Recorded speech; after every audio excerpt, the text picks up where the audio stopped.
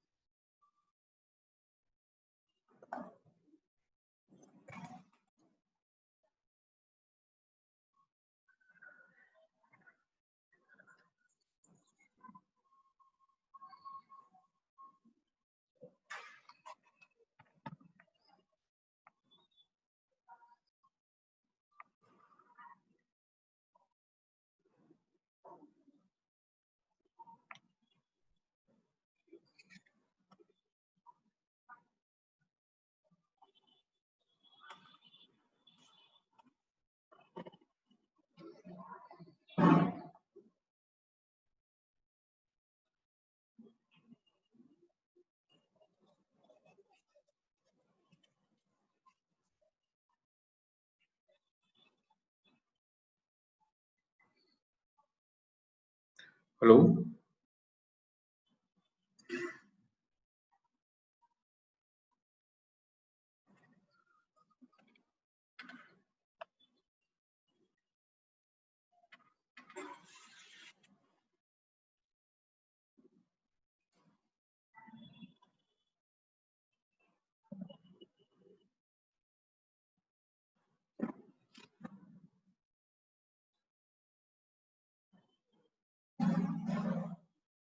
Hello, welcome to the postgraduate.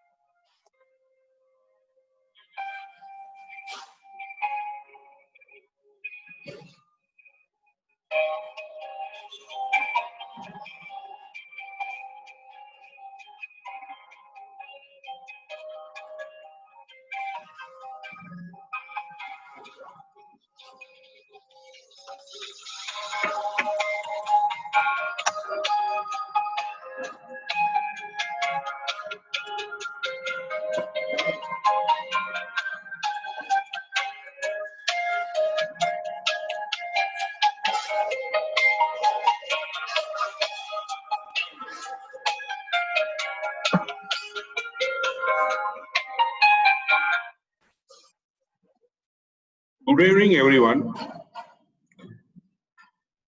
Thanks for joining the webinar today.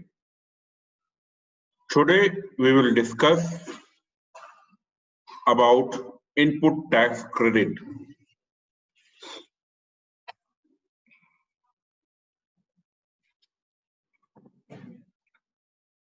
Before starting the webinar, let us see the rules of the webinar. Please switch off your video and mute the audio. The duration of the webinar will be 30 minutes. To get the copy of today's presentation, please send the WhatsApp message at 90089 44082 with your name and email ID. Type your question at comment. We'll answer all your questions at the end of the session. Now let us start. What is input tax credit? Input tax credit is the tax paid by the buyer on purchase of goods or services. Such tax which is paid at the purchase when reduced from liability payable on outward supplies is known as input tax credit. In other words, input tax credit is tax reduced from output tax payable on account of sales. Given below an example to make you more understand. Mr. A purchased goods worth rupees 18,000 on which GST at the rate of 18% was rupees 3,240. He sold goods worth rupees 22,000. GST payable at the rate of 18% is 3960. Let us calculate and understand net GST payable and input GST credit. Outward GST payable is 3960 less GST paid on purchase rupees 3240. Thus, net GST payable through cash rupees 720. From above, we understand that rupees 3240 reduced is input tax credit availed that had been paid on purchases.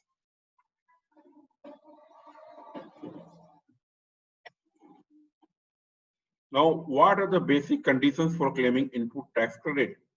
The following requests are mandatory for claiming input tax credit under GST. One must be registered under GST law. A tax invoice or debit note issued by the registered supplier showing the tax amount. Goods or services must have been received.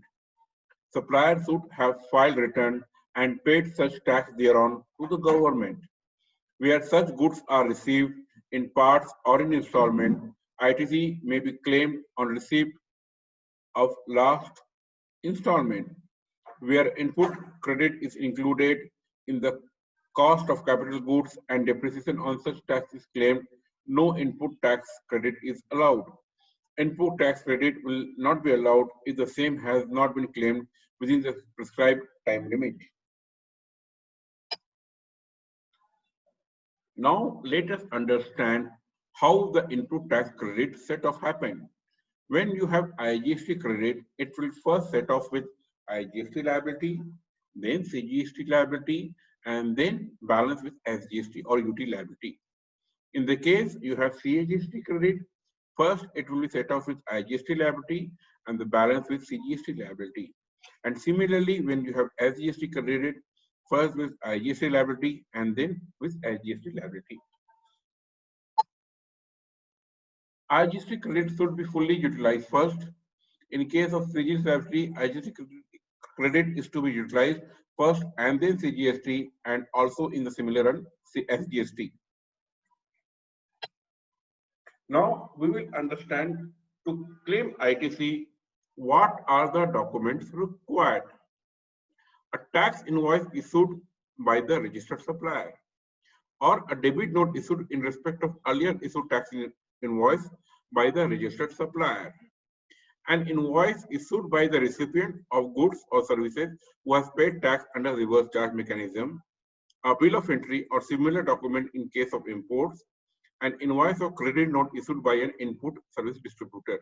So it means that let's say the tax invoice is very important. And I must say that when you receive any tax invoice, you must see that GST number of the vendor is there, and also your GST number should be mentioned in the invoice. If your GST number is not mentioned in the invoice, then you're not able to claim the input tax credit. Now, what are the time limit for claiming input tax credit?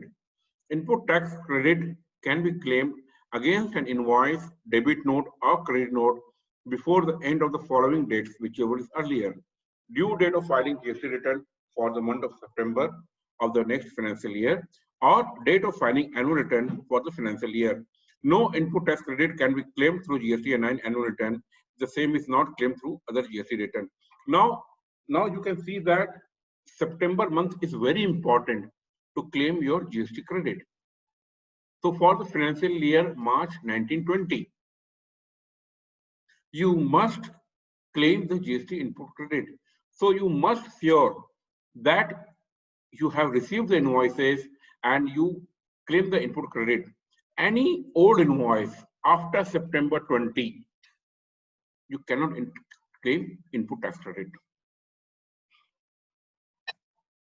Now, this part is very important. What are the ineligible input tax credit? Purchase of motor vehicles or conveyance.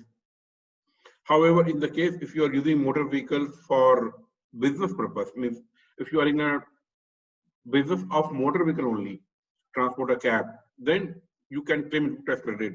But if I'm using motor vehicle for my own business, then I cannot claim input tax credit. Any expense including insurance of motor vehicle or conveyance mentioned above. Input tax paid on food, beverages, outdoor catering service, beauty treatment, health services, cosmetic and plastic surgery.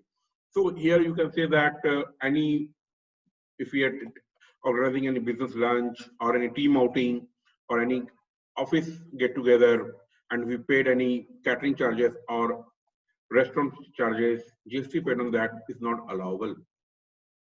Sale of membership of health and fitness center clubs, input tax credit on rent a cab. So if you're paying rent a cab for any purpose, business purpose also, it is not allowed. Life insurance, health insurance. Earlier, health insurance was a dispute that I'm required to pay under some certain legal mandate.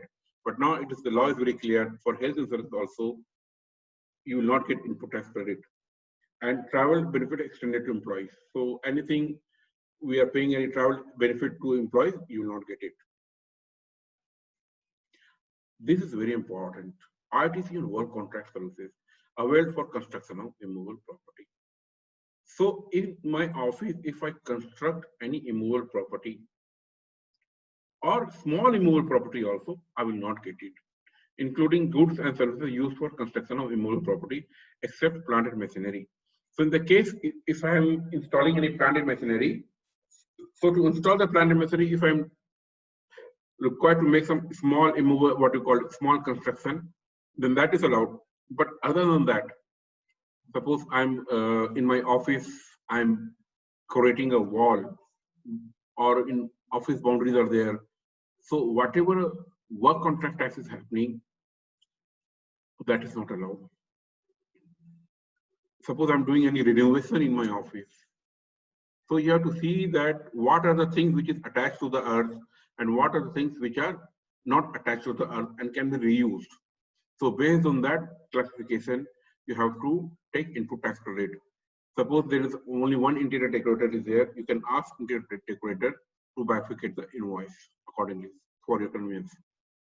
One of the dispute is related to elevator or lift, whether that is a building or that is a plant and machinery.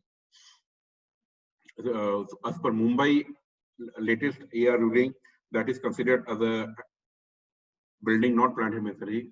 So that dispute will go whether input tax credit on installation of any lift or replacement of a lift is allowable or not. Now, ITC purchase, if you're opting for composition scheme, you can't get any input tax credit. Goods or services received by a non-resident taxable person except on goods imported by him. Goods or services used for personal consumption. ITC on goods stolen, lost, destroyed, returned off, or given as free sample. ITC on tax paid due fraud cases. So all these are the cases where we have seen that you are not allowed to take input tax credit. Now we will understand what is reverse charge mechanism.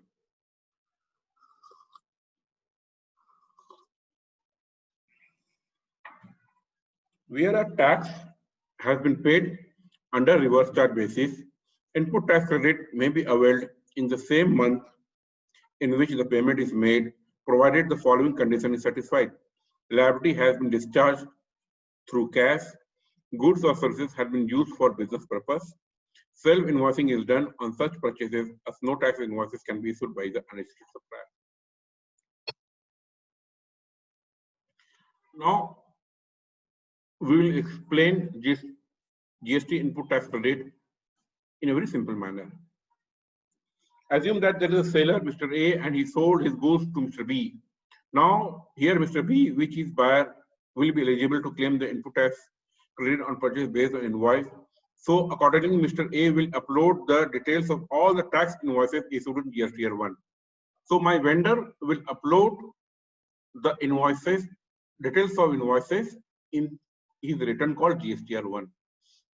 And all the details in accordance with the sales to Mr. B will be auto-populated in GSTR2A, and now there is a new form called GSTR2B. It will auto-populate in both, and the same data will be taken, and Mr. B will file GSTR2, which is right now, if it's not there, and Mr. B can avail credit in the GSTR3B. So it means to claim input tax credit, my vendor should upload the details of return for details of invoices in GSTR1. Now there are two kinds of taxpayer are there: less than 5 crore, more than 5 crore. For more than 5 crore, they have to file monthly. But for less than 5 crore, they have a given option to file quarterly. Only GSTR1. They have to file GSTR3B on monthly basis, and they have to pay taxes. But the facility of uploading GSTR1 to these vendors has been given quarterly. Now, due to this, what is happening? That when my vendor will not upload the details of invoices in his GSTR1 on monthly basis. He will, I'm in month 1, but he will upload the details in month 4. So when I will get the credit, I'll get the credit in month 4. Even though I had paid my dues to the vendor also paid to the government, but due to this monthly quarterly havoc, there's a delay in getting my input tax credit. Now, how to fill input tax credit in GSTR3B from GSTR2 invoices? So now you can, GSTR2 is also there now, GSTR2B also now launched. You can see GSTR2B, which is auto-populated every 12th of the next month. Sorry.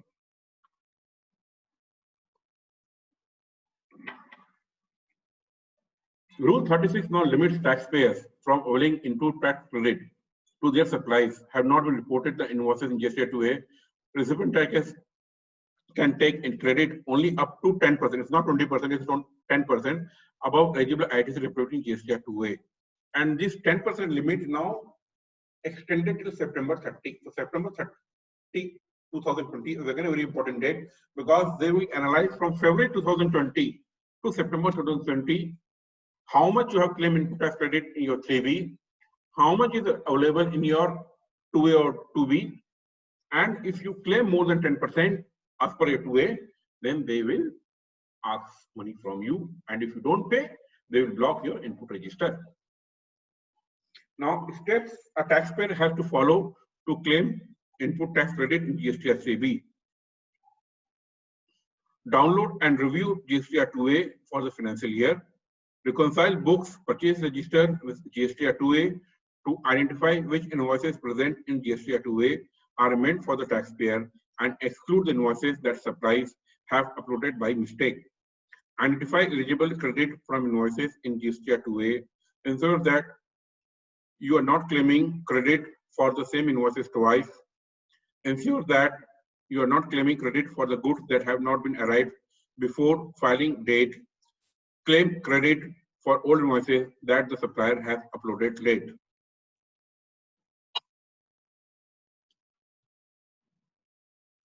Now, what is GSTR2A reconciliation status? You choose to review these invoices at a later point of time. Wrong invoices by the supplier has uploaded incorrect invoices, you may contact them to make amendment accordingly. Lost ITC, you do not wish to track the input tax credit for the invoice. Lock match your reconciliation and you can lock. ITC eligibility. Now, what are the ineligible personal use, exempted use, blocked credit, and what are the eligible invoices that are eligible for ITC claim and common credit invoices?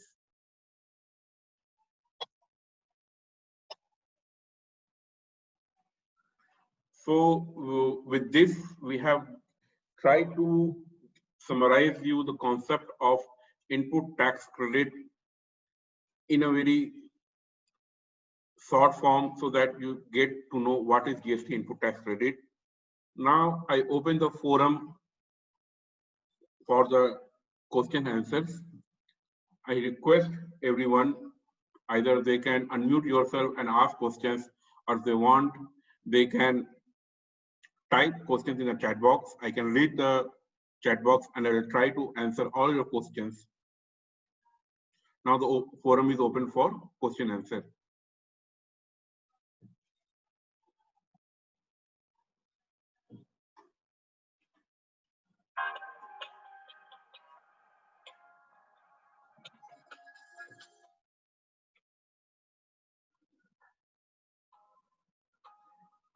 You can type your questions on the chat box, or if you want, you can unmute yourself.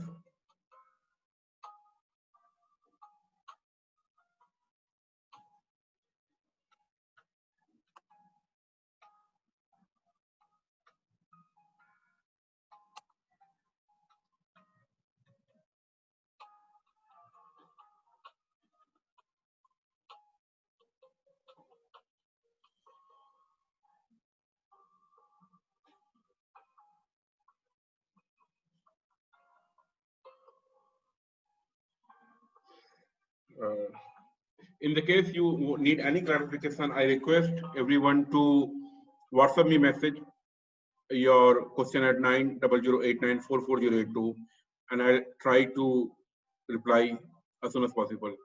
Now I got one question. Hi, any extension on the time limit for availing input on 1920 invoices on account of COVID? So in this regard, right now the situation is that the date is September 30, 2020 only. And the next GST Council meeting is on October 5, 2020.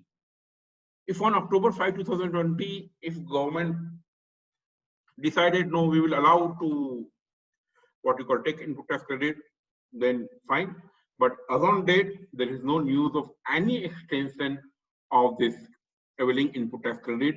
Also, would like to inform you that there is no news of any extension of GST audit of financial year 18-19. So you have to see that maybe in the last moment if some news will come, that is different. But as on date, there is no news of any extension.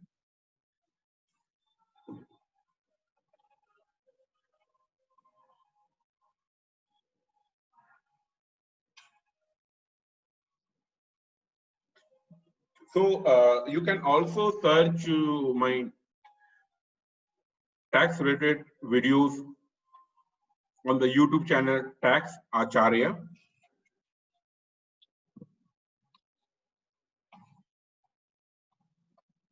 You can search on the YouTube link, and if you want the link, you can message me at 9008944082, WhatsApp message only. I will provide you the link. With this, I thank you again, everyone, for your valuable time. Okay, I got one more question. How is GSTR 2B different from GSTR 2A in whether it's linked with GSTR 3B or GSTR 1 only? So GSTR 2A is a monthly report. So if your vendors has raised the invoice for the month of June, okay, you can see in the June report only in GSTR 2A. And GSTR 2B is a period report. How your vendor are filing their GSTR 1. So it will include invoices of April, May, June, July, number of months will come for the period between, I give example like August 12 to September 11. You can see today, September 12. So between August 12 to September 11, your vendor, whenever they upload the invoice, it may be pertain to any month. That which you can see in GSTR 2B, and GSTR 2A is a monthly wise. April invoices you can see in April, May invoices you can see on May. The benefit of GSTR 2B right now I can see is that it is in a very simple format. It is very fast to download. Otherwise, right now there is no linkage of GSTR 2A with GSTR 3B. Right now there is a news of whether only GSTR 1 data will link with GSTR 3B. So when you open your GSTR 3B, you will see your output are already filled. You have to just fill the input and pay the taxes.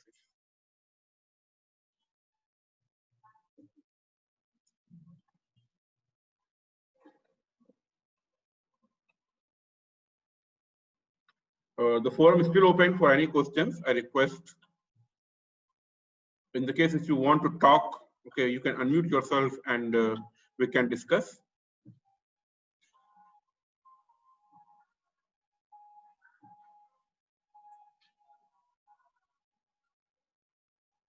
So I thank everyone for your valuable time, and I'll try myself again very soon to come with another learning webinar. Thank you everyone, and have a good evening and stay safe. Thank you. With this, I'll close the seminar.